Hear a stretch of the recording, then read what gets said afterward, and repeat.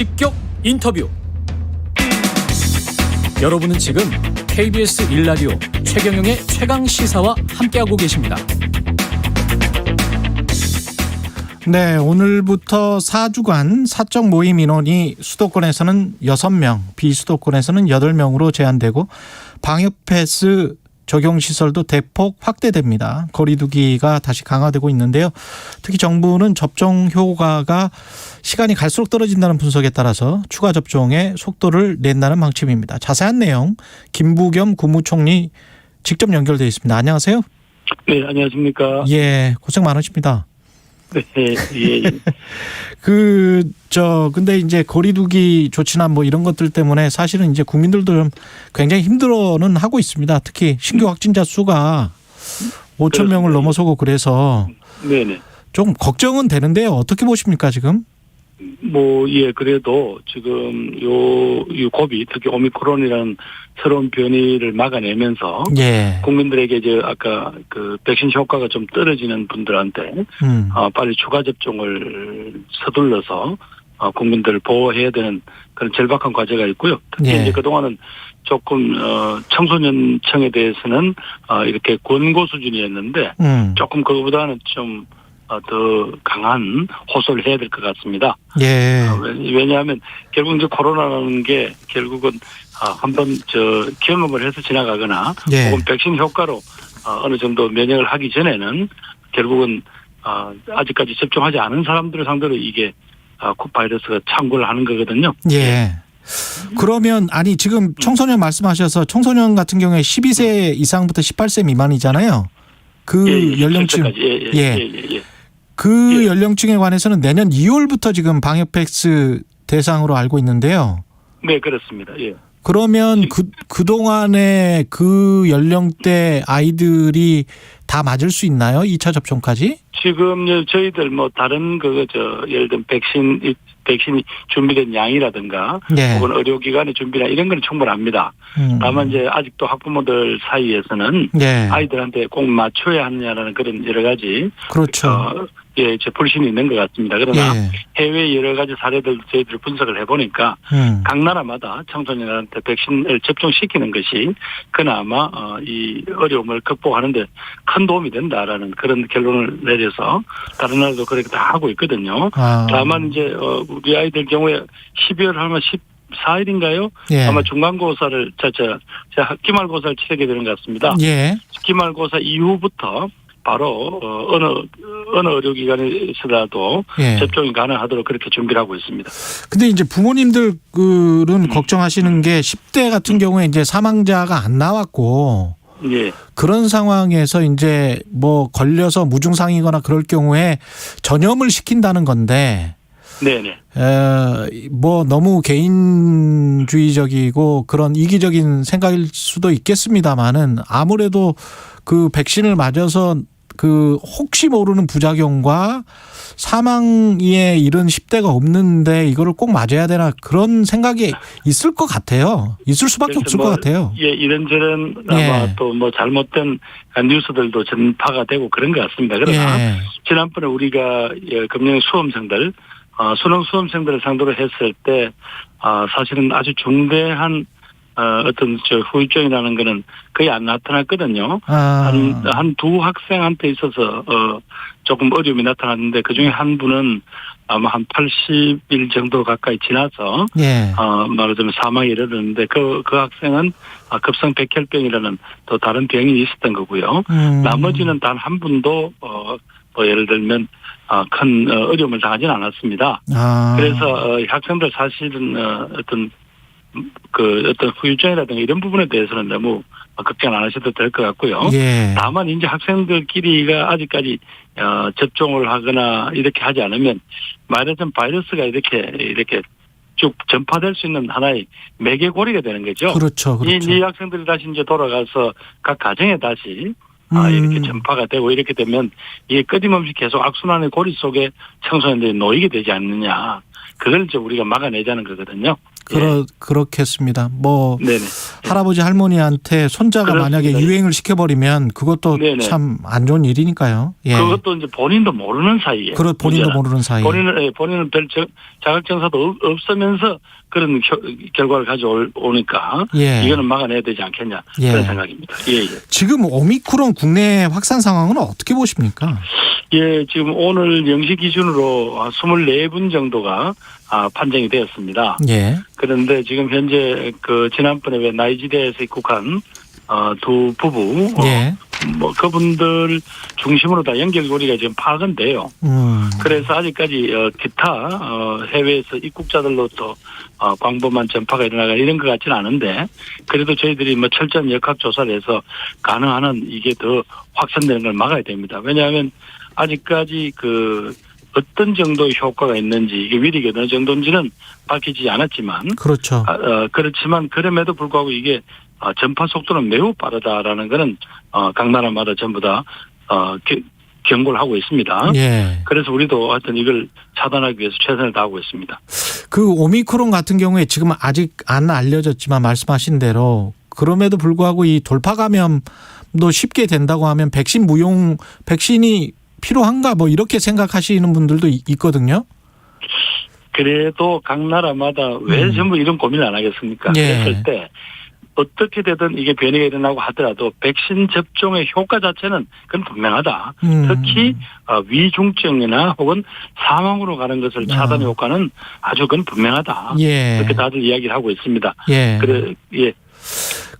지금 병상 가동률이 좀 심각한 수준인 것 같은데요. 서울이나 네네. 수도권은 거의 포화에 이른 것 같고 앞으로 대규모 병상 어떻게 마련할지 이런 계획 같은 건 혹시 있나요, 정부가? 네, 저희들이 지난달에 이제 행정명령을 내려서 각 병원에다가 이제 지시를 했는데 그게 그동안 이제 준비하고 하는 데는 한 달 정도 걸렸어요. 예. 그래서 저희들이 연말까지 이제 한 2,700여 개 병상을 만들겠다고 했고 지금까지 보니까 주말까지 하니까 한 2,400여 개 병상이 확보됐더라고요.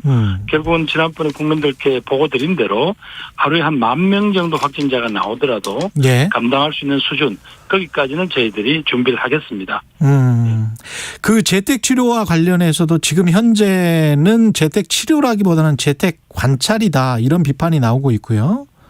관련해서 1인 가구가 지금 한 40% 정도 되는데 1인 가구 같은 경우는 재택 치료를 하다가 혹시 좀 안 좋아지면 어떻게 해야 되나 이런 걱정도 있단 말이죠. 예, 그래서 저희들이 예. 그분들을 그냥 이렇게 재택 치료라고 해서 집에 내팽개쳐 두는 게 아닙니다. 예. 의료기관하고 1대1로 서로 간에 연결을 통해서 하루에 3차례 계속 이렇게 체크를 하거든요. 예. 산소 포화도는 어떤지 무슨 다른 증상은 없는지 그리고 그 상황을 계속 의사 선생님이 누군가 계속 모니터를 합니다. 그러다 조금이라도 이상을 하면 반드시 저희들이 외래 진료라든가 또 응급 조치를 할 수 있도록 그렇게 하고 있습니다. 그리고 예. 아까 1인 가구 등 여러 가지 어려움을 있는 분들 대비해서 생활지원금을 추가 지급하는 등 이런 방법을 지금 저희들이 준비하고 있습니다. 예.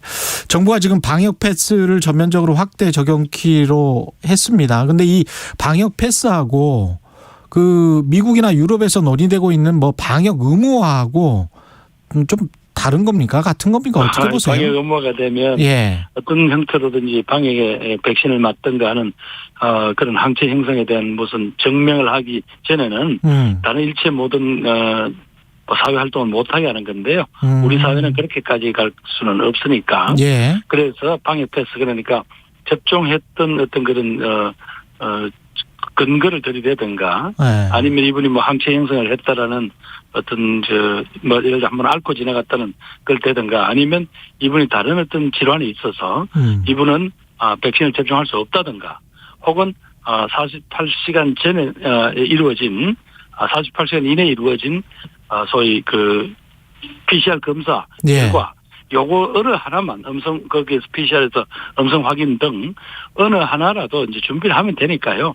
사실 저희들은 어떤 국민들이 가지고 계실 그런 여러 가지 불편함을 가능한 최소화하되 그러나 방역이라는 거는 우리 모두가 국민들이 함께 동참하지 않으면 이게 의미가 없거든요. 예. 그래서 이렇게 하는 거니까 국민 여러분들께서 이 상황을 이해해 주시고 여기 모두 다 함께 더 동참해 주시기를 호소드립니다. 그 방역 의무화를 하는 다른 나라들 같은 경우 독일 같은 경우에는 아예 백신을 맞지 않은 사람들 같은 경우는 외출을 제한을 한다고 하더라고요. 예, 그렇죠. 아예 사회 활동 자체를 사실상 못하게 하는 거죠.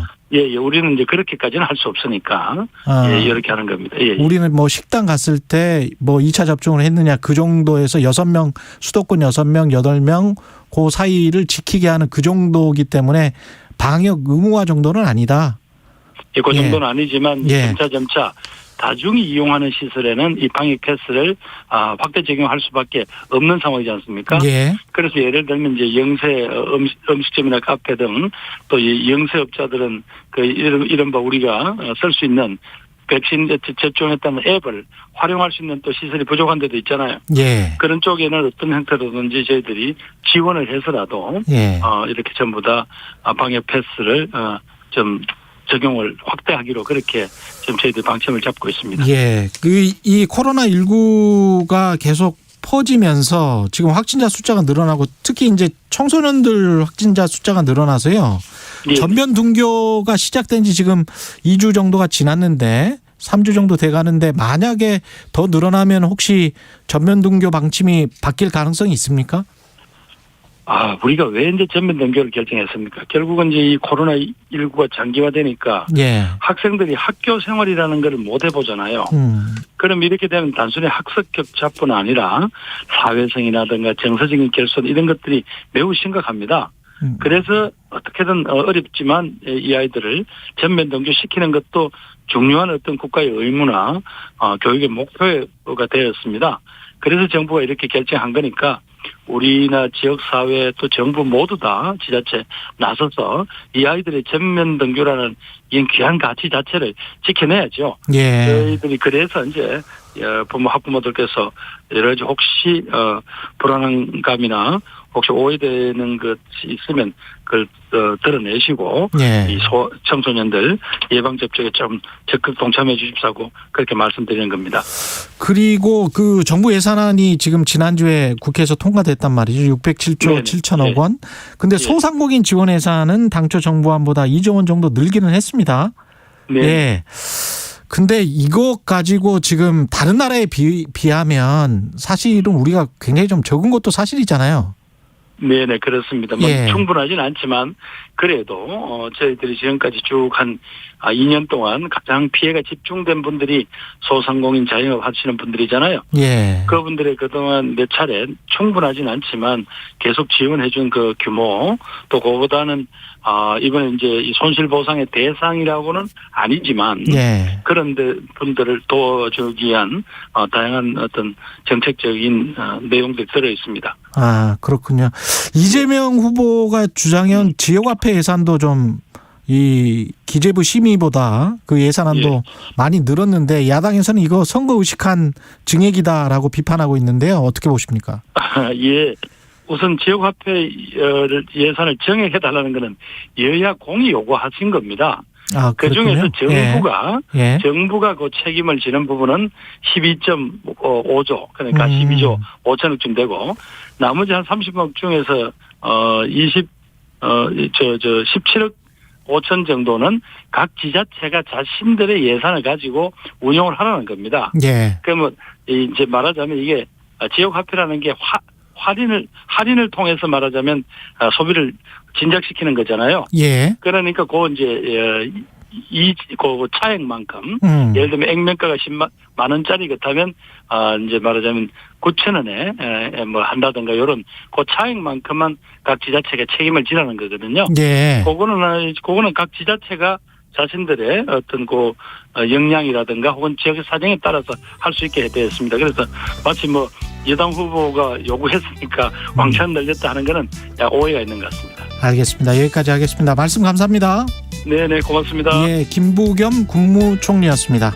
KBS 1라디오 최경영의 최강시사 1부는 여기까지고요. 잠시 후 2부에서는 최고의 정치 더불어민주당 진성준 의원, 국민의힘 성일종 의원 만납니다.